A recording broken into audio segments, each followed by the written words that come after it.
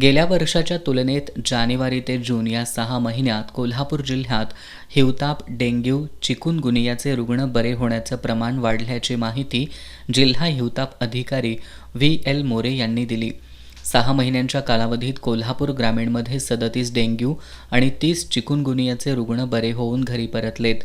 इचलकरंजीतील डेंग्यूचे 13 आणि चिकुनगुनियाचे 5 रुग्ण बरे झालेत, तर कोल्हापूर महापालिका क्षेत्रात डेंग्यूचे 54 तर चिकुनगुनियाचे 16 रुग्ण बरे झाल्याची माहिती मोरे यांनी दिली.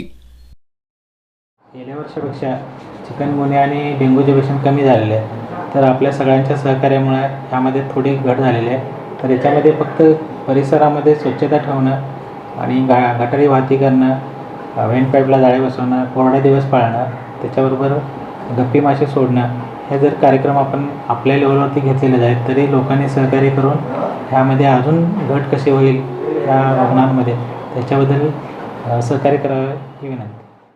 कोल्हापूर जिल्ह्यात गेल्या 6 महिन्यांपासून जागतिक हिवताप दिन, राष्ट्रीय डेंग्यू दिवस, जून हिवताप प्रतिरोधक महिना अशा विविध माध्यमातून जिल्ह्यात जनजागृती राबवली जात असल्याचं त्यांनी यावेळी सांगितलं.